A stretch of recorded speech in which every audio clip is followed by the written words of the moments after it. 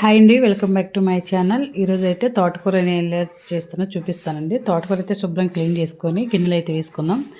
పచ్చిమిర్చి టమాటాలు కట్ చేసుకొని నేనైతే 3 టమాటాలు తీసుకొని కట్ చేసుకొని గిన్నెలు అయితే వేసుకున్నాను. చూస్తున్నారు కదా, ఒక గ్లాస్ వాటర్ అయితే యాడ్ చేసుకుందాం. శుభ్రంగా అయితే ఉడికించుకుందామండి, మంచిగా బాగుంటుంది. కొంచెం చింతపండు కూడా యాడ్ చేద్దాం పులుపు కోసం. సో ఇప్పుడు ఏం చేద్దామంటే, చూస్తున్నారు కదా మంచిగా ఉడుకుతుంది. ఎప్పుడు తోటకూర పప్పు, తోటకూర ఫ్రై, తోటకూర పచ్చడి ఇవే కాదండి, ఇలా కూడా ట్రై చేయండి, చాలా బాగుంటుంది. పల్లెటూరులో ఇలాగే చేస్తారు. సో ఇప్పుడైతే చూడండి ఉడికిపోయింది. 5 మినిట్స్ అయితే టైం పట్టుద్ది. సో ఈలోపు ఏం చేద్దామంటే, కొంచెం ఉప్పు, కారం, సాంబార్ పొడి వేసేసి కొంచెం అయితే మెత్తగా మెదుపుకుందాము. మెదిపిన తర్వాత చూస్తారు కదా మెత్తగా వచ్చేసింది.